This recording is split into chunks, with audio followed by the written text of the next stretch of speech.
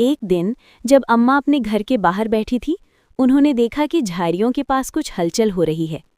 धीरे धीरे उन्होंने उठकर वहां देखा तो एक छोटा सा सफ़ेद खरगोश कांपता हुआ बैठा था। वो बहुत डरा हुआ था और शायद भूखा भी। अम्मा ने उसे धीरे से उठाया और अपने घर ले आईं। उन्होंने उसे थोड़ा पानी दिया, कुछ सब्जियां दी और उसे अपने पास सुला लिया। उस दिन से वो खरगोश अम्मा के साथ रहने लगा। अम्मा ने उसका नाम रखा मोती। मोती बहुत चंचल था। वो पूरे घर में इधर उधर कूदता रहता, कभी अम्मा के पैरों के पास आकर बैठ जाता तो कभी उनकी गोद में चढ़ जाता। अम्मा उससे बातें करती जैसे वो उनका बच्चा हो। आसमान में काले बादल छा गए और बिजली कड़कने लगी। अम्मा उस दिन ठीक नहीं थी। उन्हें बुखार था और शरीर में बहुत कमजोरी थी।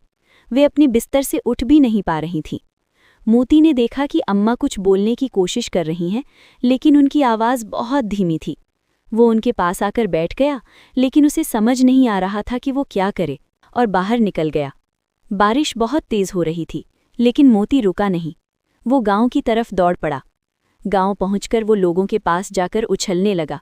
वो बार बार एक दिशा में। पहले तो लोगों को समझ नहीं आया, लेकिन फिर एक आदमी बोला कि ये कुछ बताने की कोशिश कर रहा है। कुछ लोग उसके पीछे पीछे चल दिए।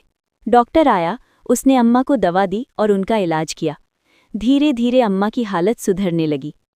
जब अम्मा को होश आया, उन्होंने सबसे पहले मोती को देखा। वो उनके पास बैठा था, पूरी तरह भीगा हुआ, लेकिन उसकी आंखों में एक सुकून था। अम्मा की आंखों से आंसू बहने लगे। उन्होंने धीरे से मोती को उठाया और अपने सीने से लगा लिया। उस दिन के बाद गांव वाले अम्मा का और ध्यान रखने लगे।